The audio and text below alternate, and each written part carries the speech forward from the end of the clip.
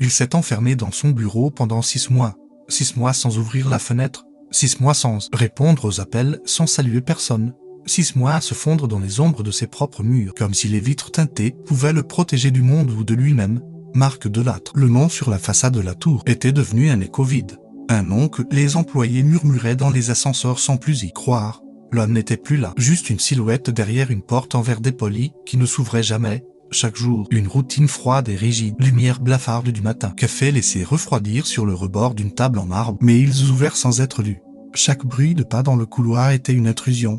Chaque voix, un rappel brutal qu'il avait encore un corps, un nom, une existence et une plaie ouverte qu'aucune richesse ne savait penser. Puis un soir d'octobre, alors que la ville s'endormait sous la pluie, quelque chose de minuscule, presque insignifiant, se produisit sur le coin de son bureau, à côté du clavier immobile. Quelqu'un avait laissé une tasse. Pas son assistante, elle ne venait plus. Pas un coursier. Il avait tout annulé. Une tasse en porcelaine beige, simple, tiède au toucher. Elle dégageait une fine vapeur et un parfum discret de cannelle et de thym. Il la fixa comme on fixe un mirage. Aucune note, aucun mot, juste ce geste. Juste cette chaleur inattendue dans un monde glacé. Il ne la bute pas. Pas encore. Mais il ne la jeta pas non plus. Il resta là, des heures durant, les yeux fixés sur cette tasse comme si elle contenait une réponse ou un souvenir. Il sentit quelque chose vibrer, infime, presque douloureux, un frémissement au fond de la poitrine. Une sensation oubliée. Comme si, l'espace d'un instant, il n'était plus seul. Et ce fut ainsi que tout commença. Une tasse de thé. Oublié ou laissé exprès, personne ne le saura jamais. Mais cette nuit-là, quelque chose changea. Pas dans le monde, pas autour, dedans, silencieusement, profondément. Il s'appelait Marc Delattre, et dans le monde des affaires, ce nom suffisait à faire trembler les couloirs des grandes tours de la Défense. À 49 ans, il était à la tête d'un empire numérique construit de ses propres mains. Une entreprise estimée à plusieurs milliards, un réseau international, des technologies révolutionnaires et surtout une tour entière portant son nom, dressée au cœur de Paris comme un totem de puissance. Mais à l'intérieur de cette tour, au dernier étage, se trouvait un homme vide. Depuis son divorce, Marc ne quittait plus les lieux, non par passion pour le travail, non par besoin de contrôler, mais pour fuir, pour s'oublier. Il vivait là, littéralement, une salle de bain privée, un canapé qui servait de lit, un placard rempli de chemises propres mais jamais portées. Chaque matin, le même rituel se répétait avec une précision mécanique. Il ouvrait les rideaux sans regarder dehors. Il passait devant le miroir sans se voir. Il lançait sa boîte mail, lisait quelques lignes et laissait tout en plan. Le café attendait déjà, froid, posé par le service sans un mot. Et les silences, eux, devenaient chaque jour plus lourds. Il avait des appels programmés, bien sûr, des réunions, des décisions à prendre. Mais il déléguait tout. Un CEO en titre effacé derrière des écrans, comme une ombre dans sa propre entreprise. Marc n'avait plus de regard pour personne.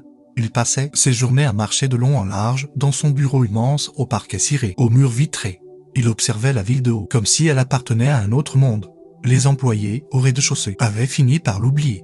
Certains disaient qu'il n'existait plus vraiment, qu'il n'était qu'un mythe, un fantôme de la réussite. Et lui, il ne les contredisait pas. Car au fond de lui, il le savait, il n'était plus cet homme, celui qui souriait sur les photos de gala, celui qui improvisait des discours inspirants, celui qui, 0-100 millions 0-100 000 0-100, brillait aux éclats dans une cuisine pleine de vie. Ce Marc-là s'était effondré quelque part entre un tribunal de divorce et le dernier regard silencieux de sa fille. Maintenant, il ne restait qu'une silhouette perdue au sommet d'une tour, se réfugiant dans la solitude comme on entre dans un tombeau. Et pourtant, quelque chose, cette nuit-là, avec cette tasse de thé, quelque chose avait frémi. Pas encore une transformation, mais fissure. Une faille dans l'armure, et une question muette persistait au fond de ses pensées. Qui a laissé ça ici? Et pourquoi ça me touche autant? Il n'avait pas prévu d'ouvrir ce carton. Il était là depuis des mois, posé dans un coin de son bureau, couvert de poussière. Un carton sans nom, sans étiquette, comme un rappel silencieux de tout ce qu'il n'osait plus affronter. Ce matin-là, pourtant, quelque chose lui poussa, peut-être le thé de la veille, peut-être ce besoin sourd de trouver une preuve qu'il existait encore quelque part. Il déchira le Skoda geste sec. Le carton s'ouvrit dans un nuage d'air sec et oublié. À l'intérieur, des papiers froissés, des dossiers anciens, des objets sans valeur et un petit carnet à spirale, jauni sur les bords, avec une couverture violette ornée de stickers d'animaux. Son cœur s'arrêta une seconde. Ce carnet, il le reconnaissait. Il appartenait à Léa, sa fille. 7 ans à l'époque. Une écriture ronde, hésitante, des mots simples, des histoires inventées, des secrets d'enfants. Il tourna lentement les pages, ses doigts tremblants à chaque ligne. Elle y racontait sa journée d'école, ses copines, son hamster disparu. Et lui, souvent lui. Papa est rentré tard ce soir, j'ai attendu papa mais il avait encore son téléphone. J'ai fait un dessin pour lui mais il ne l'a pas vu puis, à la dernière page, il s'arrêta net. Un dessin. Un homme debout derrière une grande vitre. Dehors, une petite fille sous la pluie. Elle tenait un parapluie trop grand pour elle. Elle regardait l'homme avec un sourire triste. En dessous, écrit au feutre rose, une phrase « Papa, je t'attends à la maison ». Marc sentit ses jambes fléchir. Il s'assit brutalement au sol, le carnet contre sa poitrine. Les larmes vinrent sans bruit, comme un fleuve retenu trop longtemps. Il pleura pour la première fois depuis il ne savait plus, peut-être depuis le jour où il avait signé les papiers du divorce. Il se souvenait de ce soir-là. Léa était restée figée sur le pas de la porte, tenant ce carnet dans ses mains. Elle voulait lui montrer quelque chose. Il lui avait dit « Pas maintenant, chérie, papa est pressé » et il était parti. Depuis ce jour, il ne l'avait plus revu. 1 an, 12 mois d'absence, de silence, de distance. Il l'avait perdu, ou pire, il s'était absenté de sa vie lentement, volontairement, croyant que le temps arrangerait tout.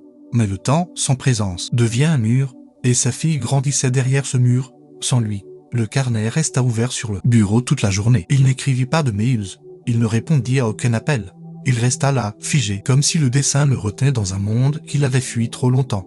Et pour la première fois, il se demanda « Et si je n'étais pas irrécupérable, et si elle m'attendait encore quelque part ?» Mais il n'avait pas de réponse. Seulement cette phrase, comme une prière d'enfant, « Papa, je t'attends à la maison ce soir-là ». Marc ne partit pas. Il resta assis, tard, dans le fauteuil en cuir qui faisait face aux grandes baies vitrées de son bureau. Paris scintillait au loin, mais il ne voyait rien. Sa main caressait distraitement la couverture du carnet de Léa, encore posée sur ses genoux, comme un talisman fragile. Il ne sentait plus le passage du temps. Il ne voulait ni manger, ni dormir. Quelque chose en lui, trop longtemps enfermé, s'était fissuré. Une douleur ancienne, mais aussi un besoin brûlant. Celui d'être vu, touché, ramené à la vie. C'est alors qu'elle entra. La porte s'ouvrit sans bruit. Une lumière se glissa dans la pièce. Une silhouette fine avança avec précaution, balai à la main, sac en toile sur l'épaule. Elle ne leva pas les yeux tout de suite, concentrée sur sa routine. Ramasser les papiers, vider les corbeilles, essuyer les traces invisibles sur les surfaces parfaites. Mais elle s'arrêta net. Il était là, pour une fois, visible. Assis dans le noir. Elle hésita, surpris, puis elle murmura, doucement, sans oser croiser son regard, « Je vous laisse une tasse, si jamais. » Elle posa le gobelet fumant sur le coin du bureau, là où la précédente avait disparu. Puis elle fit un pas en arrière, comme si elle avait pénétré un espace sacré. Marc ne dit rien. Il ne la regarda même pas. Mais ses yeux tombèrent sur la tasse, identique à la veille. Même odeur douce, même chaleur timide, c'est du thé à la verveine. Ma grand-mère disait que ça calmait les nuits troublées. Il leva enfin les yeux.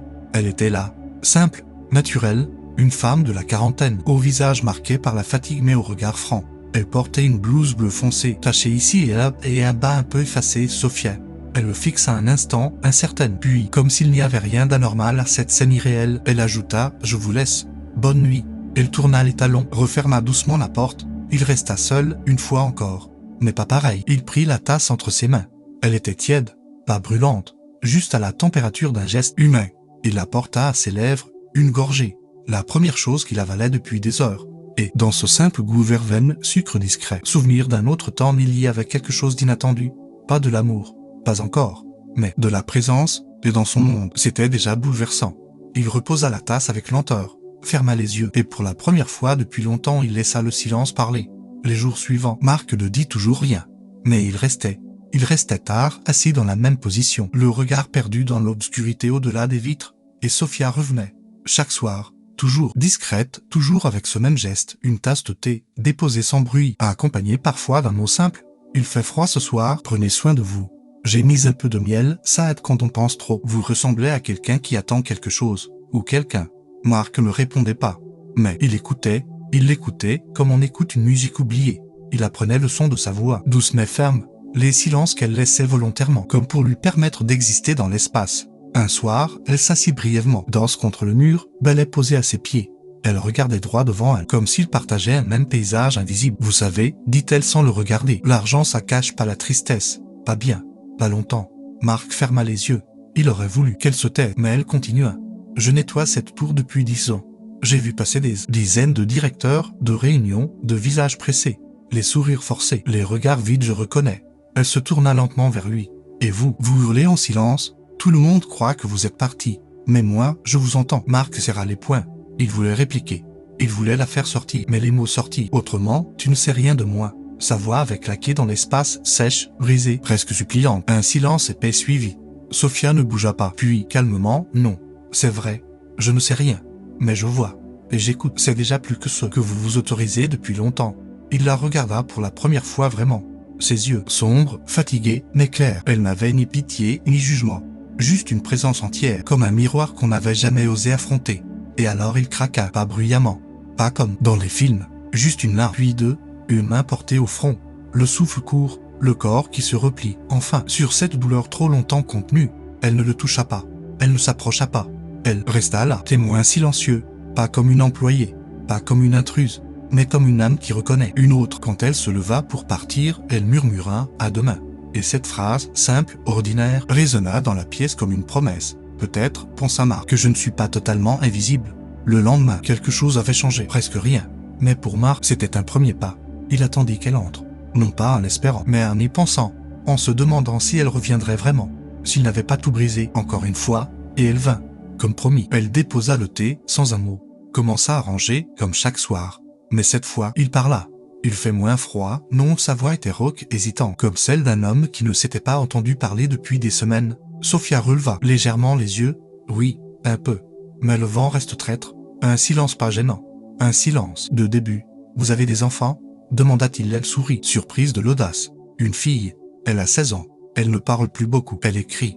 Des poèmes, des colères. Surtout, Marc hocha lentement la tête. Léa écrivait aussi. À sa façon, des dessins. Des petits mots. Il s'arrêta. L'émotion coinçait encore dans sa gorge. Elle avait 7 ans. Je ne l'ai pas vue depuis un an. Sophia ne posa pas de questions. Elle ne dit pas pourquoi ou comment. Elle resta debout, droite, et répondit simplement « Les enfants attendent plus longtemps qu'on ne le croit. Mais pas pour toujours. » Marc regarda le carnet toujours posé sur le bureau. « Tu crois que je pourrais réparer ?» Elle s'assit doucement, comme la première fois. « Seulement si tu arrêtes de fuir. » Ces mots le traversèrent comme une lame douce. Et il sut, dans cet instant suspendu, que quelque chose devait cesser. Le lendemain, à 18 heures précises, Marc quitta son bureau. Il descendit les étages à pied, 18 étages, comme une descente symbolique, un retour vers le sol. Le rôle était presque vide. Personne ne le salua. Personne ne s'étonna. Il sortit dans la rue. L'air le frappa au visage, frais, réel, brut. Il marcha longtemps, sans but, puis il s'arrêta devant une cabine téléphonique. Il n'en restait plus beaucoup. Une relique, comme lui. Il composa un numéro qu'il connaissait encore par cœur, celui de son ex-femme. Boîte vocale. Il ne raccrocha pas. Il respira un instant, la gorge nouée. « C'est moi. Je ne veux pas te déranger. Juste te dire que je pense à Léa. Beaucoup. J'ai fait n'importe quoi. Et je ne demande pas pardon. Juste j'aimerais savoir si elle va bien. Dis-lui que je l'aime. Dis-lui que j'aimerais réparer. C'est tout. » Un silence, puis le bip final. Il resta là, le combiné encore contre l'oreille, comme s'il espérait une réponse immédiate, magique. Mais il n'y en eut pas. Alors il sortit. Et pour la première fois depuis des mois, il rentra chez lui. Un appartement vide, poussiéreux, mais où il reposa la tasse que Sophia lui avait donnée. Comme un point de départ, un premier pas. Fragile, mais réel. Il commença par sortir. 1 heure, puis 2. Pas très loin au début. Juste quelques rues autour de la tour de l'âtre, mais c'était déjà une forme de réapprentissage. Regarder les passants, sentir l'air, entendre le bruit des feuilles sous ses pas. Chaque pas était une résistance au poids de l'immobilité. Chaque sortie, une brèche dans la forteresse de silence qu'il s'était imposée. Marc n'était pas guéri. Il n'était même pas mieux. Mais il bougeait. Et dans ce mouvement, il retrouvait une parcelle d'identité. Chez lui, il redécouvrit l'espace, les objets, les photos retournées, les souvenirs rangés trop soigneusement pour ne pas être suspect. Un jour, il tomba sur une boîte de lettres jamais envoyées, rédigées à l'air, sans date, des tentatives, des regrets en phrases courtes, des mots rayés, réécrits, puis abandonnés. Il les relut, une à une, puis il en écrivit une nouvelle. Pas parfaite, pas lyrique, juste vraie. « Chérie, je ne sais pas si tu veux me lire, mais moi, j'ai besoin de t'écrire, je suis désolé. Pas pour une chose en particulier, pour tout. Je te cherche dans chaque coin de ma mémoire et j'aimerais que tu sois encore là. Si tu veux me parler, même une seule fois, je serai là, ton papa. » Marc, il n'envoya pas la lettre, pas encore, mais il la glissa dans une enveloppe et la posa sur sa table, bien en vue. Il continua à parler avec Sophia. Leurs échanges n'étaient jamais longs, mais profonds. Un soir, il lui demanda « Et toi, tu vas bien ?» Elle releva les yeux, surprise. « Pourquoi tu me poses ça? Parce que je veux savoir. » Elle s'assit. « Je vais. C'est déjà pas mal. » Il hocha la tête. Il comprenait cette réponse. Il l'avait portée aussi pendant des années. Ils commencèrent à partager davantage. Elle lui racontait sa fille, ses horaires doubles, ses silences à la maison. Lui parlait de musique. « J'ai appris le piano avec ma mère. On jouait chaque dimanche. Puis, j'ai arrêté. Trop de bruit autour. Un silence. » Puis il ajouta, « Le piano dans le rôle, il est cassé depuis des années. Personne ne le répare. » Le lendemain, il fit venir un accordeur. Les employés furent surpris, certains même amusés. Mais à 21 heures, ce soir-là, Marc s'assit sur le tabouret noir du rôle. Ses doigts hésitèrent, puis s'enfoncèrent dans les touches. Une mélodie douce, incomplète, mais sincère. Sophia passa. Elle s'arrêta à distance, écouta, sans rien dire. Ce soir-là, il rentra chez lui, les mains couvertes de poussière de touche, mais le cœur un peu plus vivant. Quelques jours plus tard, en entrant dans son bureau, il trouva une enveloppe, son nom, à l'intérieur, un dessin, un piano, une petite fille assise dessus, les pieds dans le vide, un cœur rouge, griffonné maladroitement à côté. Aucune signature, juste un battement, un signe. Marc ferma les yeux, le cœur serré. Elle l'avait vu, ou entendu, et quelque part, dans ce trait d'enfant, il y avait une réponse, fragile, anonyme, mais réelle. Il garda le dessin dans sa poche toute la journée, et cette fois, le thé du soir lui sembla presque sucré. Le changement, aussi sincère soit-il, n'efface pas le passé. Il le révèle, il l'expose à la lumière, et bientôt, la lumière extérieure commença à s'infiltrer dans la faille. Les actionnaires, d'abord, s'inquiétèrent. Marc ne vient plus aux réunions, il joue du piano dans le rôle. Vraiment, c'est quoi cette histoire de lettre envoyée à son ex-femme? Les murmures devinrent conversations. Les conversations, des questions posées à voix haute. Les questions, des menaces déguisées. Il reçut un mail froid, impersonnel, signé de 3 noms en copie. Nous avons besoin d'un rendez-vous urgent pour évoquer la direction stratégique de l'entreprise. Les retards de décision nuisent à la croissance. Il ne répondit pas. Mais il savait, le monde qu'il avait bâti lui échappait. Et peut-être était-ce nécessaire. Puis il y eut un autre message, plus dur, plus intime. Son ex-femme. Marc, arrête, tu veux quoi? Te faire passer pour le père repentant? Il est trop tard. Léa n'a plus besoin d'un fantôme qui s'éveille quand tout est déjà détruit. Il relut ces lignes 10 fois. Elles brûlaient. Mais elles étaient vraies. À leur manière. Et comme souvent, dans ces moments où le cœur se referme, même la lumière la plus douce semble trop forte. Ce soir-là, Sophia entra plus tard que d'habitude, fatiguée, chargée. Elle s'approcha du bureau, déposa le thé, mais ne resta pas. « Tu ne restes pas ?» demanda-t-il, la voix tendue. Elle s'arrêta, sans se retourner. « Je crois que je suis en train de devenir une distraction. Et tu n'as pas besoin de ça. » Il se leva, brusquement. « Une distraction? Tu crois que c'est ce que tu es pour moi ?» Elle inspira profondément. « Ce n'est pas à moi de savoir ce que je suis pour toi. Mais toi, tu dois le savoir. Parce que moi, j'ai ma propre vie, mes propres silences. » Et je refuse de devenir le pansement d'un homme qui ne sait pas s'il veut. Les ris. Marc resta figé. Elle partit sans un mot de plus, sans un regard. Le bureau semblait soudain immense, vide, éteint. Il marcha lentement jusqu'à la baie vitrée. Paris brillait encore, mais il ne voyait plus rien. Tout autour de lui, les liens fragiles qu'il essayait de tisser semblaient se défaire sous ses yeux. Il pensa à Léa. Là-bas, peut-être en train de dîner avec sa mère, peut-être en train de rire à une blague qu'il ne connaîtrait jamais. Il pensa à Sophia, et à la façon dont elle avait vu en lui quelque chose qu'il refusait de regarder. Et il sentit une peur sourde l'envahir. La peur d'avoir tout commencé trop tard. Le coup de fil arriva un matin, alors que Marc venait à peine de se réveiller sur le canapé de son bureau. C'était un message, vocal court, sec, de son ancien beau-frère. Ils partent, Canada, fin du mois. Elle change de numéro. Tu ne la reverras pas. Il resta figé, le téléphone dans la main, l'oreille bourdonnante. Canada, fin du mois. Tu ne la reverras pas. Ces mots tournaient en boucle, cognant dans son crâne comme un tambour de guerre. La panique monta. Il chercha à rappeler, à écrire, à faire quelque chose. Mais ses mains tremblaient. Ses pensées se bousculaient. Il sortit précipitamment, manqua de tomber dans les escaliers, dévala les marches comme un homme possédé. Dans la rue, le bruit, les voitures, les gens. Tout était flou. Il marcha sans but, sans destination, seulement pour échapper à cette voix intérieure qui lui hurlait qu'il avait raté tout. Le soir venu, il rentra. Ivre pas de vin, de regret, de colère, d'impuissance. Il entra dans le rôle. Le piano était là, muet, brillant. Il s'en approcha, posait les mains, et frappa. Pas les touches, le bois. Un coup, puis deux, puis 10. Un cri tout fait s'échappa de lui, rauque, animal. Les touches blanches volèrent. Le silence revint, brutal, sec. Il tomba à genoux, haletant, puis s'allongea sur le sol, les bras écartés. Le plafond tournait, les larmes coulaient. Il ne rentra pas chez lui, il ne mangea pas, il ne bougea plus. 3 jours, personne n'entra, personne ne dérangea. Le monde continuait sans lui, comme s'il n'avait jamais été là. Au matin du 4e jour, il se redressa péniblement. Ses muscles étaient raides, son souffle court. Le bureau était en désordre. Le thé laissé sur le bureau était froid depuis longtemps. Mais sous la tasse, quelque chose, une feuille pliée, un mot manuscrit, sobre, incliné vers la gauche, l'écriture de Sophia. Tu ne peux pas la perdre si tu ne l'as jamais vraiment cherché. Il resta longtemps à lire cette phrase, puis il la relut. Encore, quelque chose s'enclencha.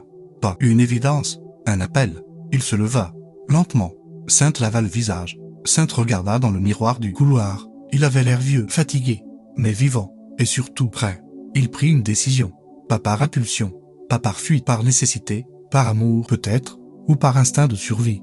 Il réunit le conseil d'administration. Une salle vitrée, glaciale, remplie de visages tendus, calculateurs, habitués à voir en lui un homme de contrôle. Mais ce jour-là, Mark ne jouait plus aucun rôle. Il entra, sans dossier, sans attaché case, sans présentation PowerPoint. Il resta debout, les mains jointes devant lui. Je vends 40% de mes parts. Un silence choqué s'installa. Je quitte la direction. Je ne suis plus cet homme et je ne veux plus prétendre l'être. Un murmure s'éleva. Une voix osa: Mark, tu ne peux pas faire ça. Pas maintenant. Le marché, je n'ai jamais été aussi sûr de moi. Il quitta la salle avant même qu'il ne puisse négocier. Le pouvoir, cette chose qu'il avait convoitée, bâtie, consolidée, ne pesait plus rien comparé à ce qu'il risquait de perdre. 2 jours plus tard, il était à Roissy. Valise légère, manteau serré contre lui, le billet entre les doigts comme un passeport vers quelque chose de plus vaste que la distance Montréal. Dans l'avion, il ne dormit pas.